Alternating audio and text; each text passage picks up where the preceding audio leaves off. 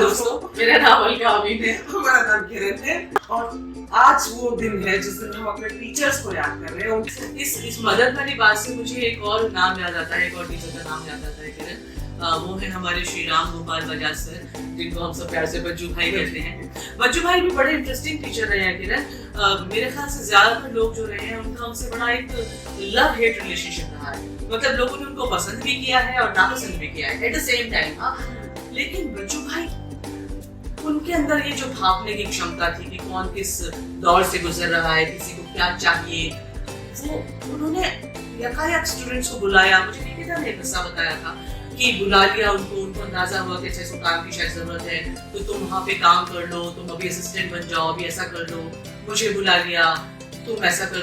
मतलब एक भाप लेना पहले से और वो मदद कर देना उस इंसान की। और जो तुमने बात कही भी थी कि उनको शायद ये वो नहीं था कि नहीं, वो ऐसे हैं। हाँ, उनके मन में है कि मैं करूँ, वो करते हैं। आप उनको पसंद करें ना पसंद करें, उनको कोई फर्क नहीं। और ये उन्होंने दिया भी है हम लोगों को कि आप कीजिए अपना काम, अपनी तरह से कीजिए। मेरे साथ क्या हुआ था कि मैंने रिपीटेड इंटरव्यू दिया था और मैं रिपीटेड में फेल कर दी गई थी। हाँ, हो गया भाई। तो खैर, तो मैंने कसम खाई कि आप आज के बाद मेरे रिपीटेड में कदम नहीं रखूंगी। सही। तो खैर अलका जी साहब आए नाटक करने के लिए, 12 साल बाद आए थे। बड़ा हंगामा था, बहुत कुछ था। उन्होंने मेरा एक प्ले देखा तो उन्होंने मुझे रिपीटेड में बुलाया, पर मैं तो कसम से बंधी हुई थी अपनी, मैं तो कदम नहीं रखूंगी। तो खैर एक खरकारा आया मुझे बुलाने के लिए। उसने कहा बजाज सर आपको बुला रहे हैं। मोबाइल लेकर तो बजाज सर बुला रहे थे। तो मैं गई बच्चू भाई के पास में। उन्होंने बोला कि अरे तुमको रिपीटेड से इतनी बार बुलाया जा रहा है, अलका साहब आपसे तो मुझे पता चला तुम जा नहीं रही हो। तो मैंने कहा सर मैंने तो कसम खाई है, मैं तो जाऊंगी नहीं, आप लोगों ने मुझे फेल कर दिया और मेरा तो बहुत नाराजगी है। और बड़ी बात ये थी कि बच्चू भाई भी उस कमेटी में थे जिसने मुझे फेल किया था। अच्छा, तो मैं उन्हीं से बिल्कुल नाराजगी कह रही हूँ। तो बच्चू भाई ने पहुंच दिया, बोलते हैं कि पितामह बुला रही है, चली जाओ। तब मुझे रियलाइज हुआ, ओ माय गॉड, अलकाजी साहब मुझे बुला रहे हैं और मैं नहीं जा रही हूँ। स्टूपिड लड़की, जाओ।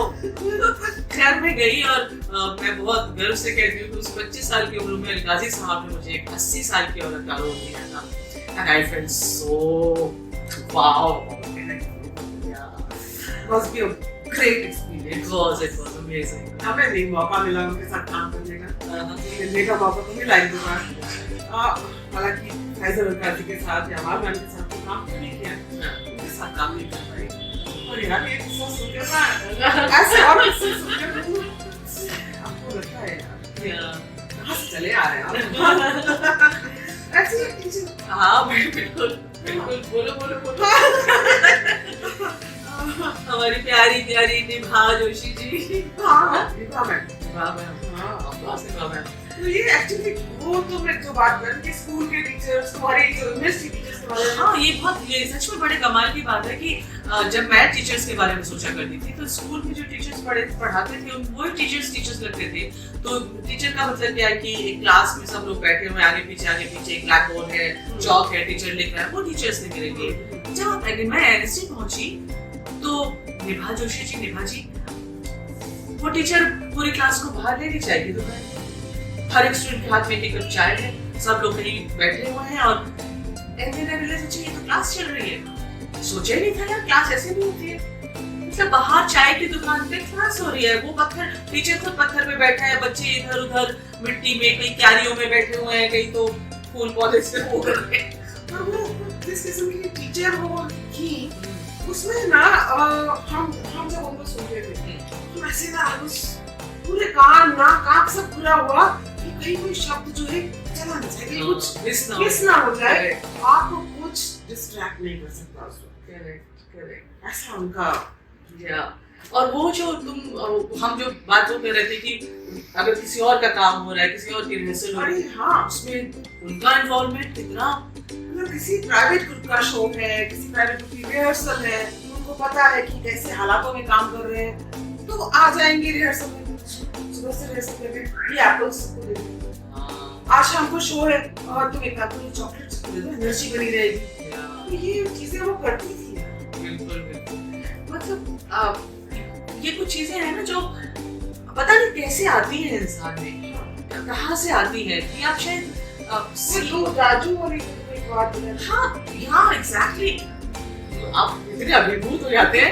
राजू मेरा बैचमेट निर्मल पांडे नाम है। एक बार वो क्लास में बहुत थका हुआ था तो क्लास में सारी कुर्सी उसमें लाके नीचे से टेबल नीचे सो गया और वो टेबल ऐसे थी और नीचे सो रहा था, किसी को दिख नहीं रहा था। तो हम लोग भी बहुत बैठ के आराम से निमा जी की क्लास चल रही थी, लगभग 45 मिनट की क्लास थी। तो राजू अपना सो रहा है और हम लोग सब क्लास कर रहे हैं।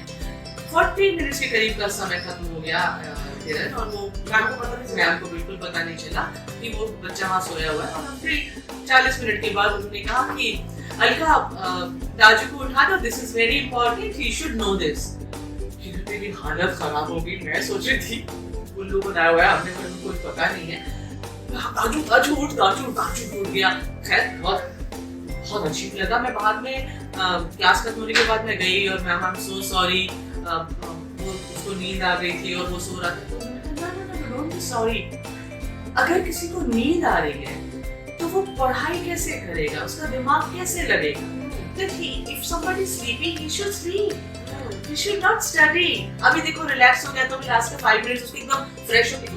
यार क्या टीचर है, ये कैसे टीचर है? लेकिन ये एनएसडी में मतलब शायद पता नहीं उनसे आया है। ये हम लोगों ने भी देखा कि कोई अगर सो गया, वर्कशॉप में भी बच्चा सो गया, तो हमारा यही होता था कि ये होता। एक तुम्हारी वो स्ट्राइक वाली बात मैं वही बता रही थी कि टीचर्स की महानता की बात है कि हमारा बैच जो है ना एनएसडी में सबसे ज्यादा स्ट्राइक हमारे बैच ने की थी। रिकॉर्ड बनाया था हम लोगों ने। तो खैर तीसरे दिन हम स्ट्राइक पे होते थे।